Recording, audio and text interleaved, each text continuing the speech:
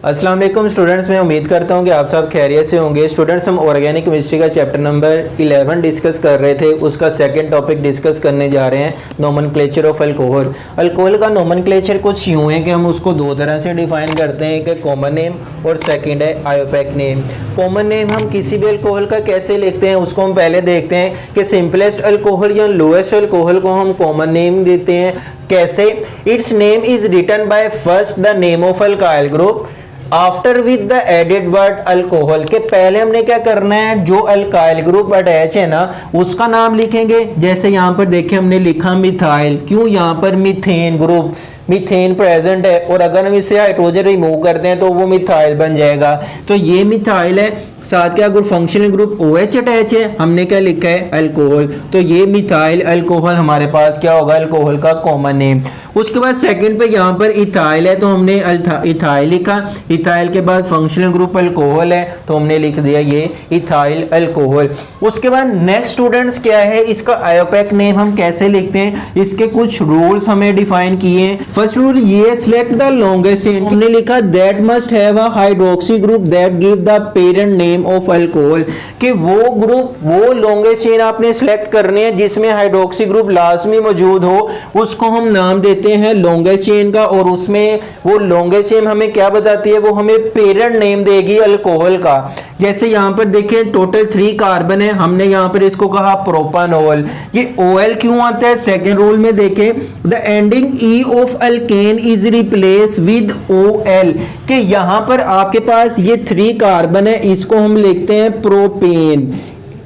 इसका जो लास्ट पे E आ रहा है ना अल्केन में, उसका E आपने रिप्लेस कर देना है किसके साथ, OL के साथ। तो वही अल्केन कन्वर्ट हो जाएगी अल्कोहल में। तो देखें हमने कहा प्रोपानोल, यानी कि E की जगह पर OL आ गया। क्यों? क्योंकि इसमें फंक्शनल ग्रुप OL आ रहा है, अल्कोहलिक ग्रुप मौजूद है, इसलिए ये OL बता रहा है कि ये आपके पास जो ऑर्गेनिक कंपाउंड का नाम लिखे है ये अल्कोहल का नाम लिखा गया है। उसके बाद सेकंड पे नंबरिंग स्टार्ट। ये भी हमें पता है कि नंबरिंग उस साइड से स्टार्ट करनी है जिसमें फंक्शनल ग्रुप को लोएस्ट नंबर मिले। तो देखिए सेकंड में हमने एग्जांपल लिखी 1 2 3 4। अगर हम इस साइड से स्टार्ट करते हैं इसको नंबर 3 मिलता है, अगर इस साइड से स्टार्ट करते हैं तो नंबर 2 मिलता है। हमने फंक्शनल ग्रुप को लोएस्ट नंबर देने, इसलिए ये वाली नंबरिंग जो है वो सही होगी। तो हमने इसका नाम लिखा 2 ब्यूटानोल। नेक्स्ट रूल ये है, मोर देन 1 OH ग्रुप। अगर आपके पास ऐसा ऑर्गेनिक कंपाउंड है जिसमें मोर देन 1 OH ग्रुप मौजूद है तो आप फिर उसका नाम कैसे लिखेंगे, आपने नंबरिंग वैसे ही स्टार्ट करनी है, लोएस्ट नंबर देंगे। तो यहाँ पर देखिए हमारे पास 2 OH ग्रुप इस कंपाउंड में मौजूद है, तो हमने इसका नाम कैसे लिखा है, 2 और 3 पे OH ग्रुप मौजूद है। 2 3 टोटल कार्बन कितनी है, 4। ब्यूटेन आना था, E को खत्म किया, OL आया, क्यों, अल्कोहल है। और कितने OH आ रहे हैं, 2। तो आपने यहाँ पर डाई O लिखना है। डाई शुरू में नहीं लिखना, OL से पहले लिखना है। वो डाई हो सकता है, ट्राई हो सकता है, टेट्रा एक्सेट्रा। तो आपने जो डाई, ट्राई और टेट्रा है वो OL से पहले लिखना है और ब्यूटेन के बाद। उसके बाद नेक्स्ट है फॉर अनसैचुरेटेड अल्कोहल। अगर अल्कोहल अनसैचुरेटेड है तो फिर भी आपने क्या करना है, lowest number 2 OH group. Double bond को आपने प्रेफर नहीं देना, आपने क्या करना है, OH ग्रुप को प्रेफरेंस देनी है, उसको लीस्ट नंबर देना है। डबल बॉन्ड या ट्रिपल बॉन्ड को जो भी नंबर मिलते हैं उसको देते जाएं। तो देखिए आपके पास ये क्या है, 1 2 3 4। 2 पे डबल बॉन्ड आ रहा है और 1 पे सिंगल बॉन्ड आ रहा है। अगर हम इस साइड से स्टार्ट करते हैं 2 पे डबल बॉन्ड आ रहा है और 4 पे OH ग्रुप आना था। दोबारा सुन लें कि यहाँ पर 1 पे OH ग्रुप है और 2 पे डबल बॉन्ड है। अगर हम इस साइड से नंबरिंग स्टार्ट करते हैं तो OH ग्रुप को 4 नंबर मिलता है। हमने पढ़ा है कि अल्कोहल में OH ग्रुप को प्रेफर देनी है as compared to double bond. तो हमने इसका नाम कैसे लिखा, 2 पोजीशन पे क्या है, ब्यूटीन। अब देखिए ये E आपको बता रहा है कि ये डबल बॉन्ड वाली अल्कीन है। और लास्ट पे क्या करेंगे, OL और इसकी पोजीशन लिखेंगे कि ये 1 पोजीशन पे OL ग्रुप, OH ग्रुप मौजूद है। उसके बाद लास्ट पे है, if hydroxy acid, aldehyde and ketone present so hydroxy is not preference in this case.